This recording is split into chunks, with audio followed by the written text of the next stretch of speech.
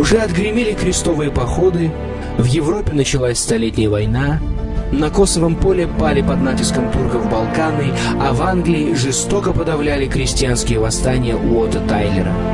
На фоне этих картин события, проходившие на просторах Великой Степи, выглядят не менее, а порой даже более важными. Здесь, на Волге и Яике, Эмбе и Иртыше, между Доном и Непрядвой, лег белый стяг Ногайской Орды. Откуда появился этот народ, будто рожденный для битв? Как он смог на долгое время стать колоссом Евразии? И почему он так же быстро, как и появился, стал призраком для современной истории?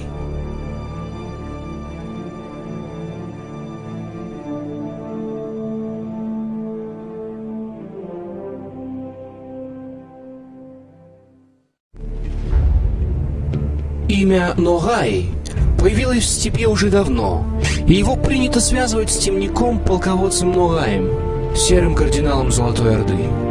Под этим именем стало объединяться множество различных племен тюркского и монгольского происхождения. Это объединение бурлило, набирало огромную силу, но оно ждало.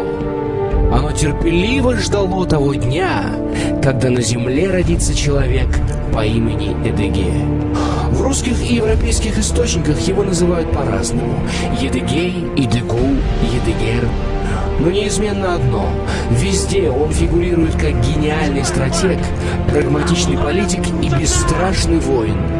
И именно он в первой половине XIV века на изломе Золотой Орды сумел объединить под своим знаменем мангытского юрта всех людей, называвших себя ногаями. И именно ему судьба уготовила двоякую участь — стать основоположником ногайского государства и палачом когда-то великой Золотой Орды. Это время стало для многих народов Восточной Европы эпохой тяжелых потрясений. Могущественная империя, которая была создана потомками Чингисхана, корчилась в смертельной агонии.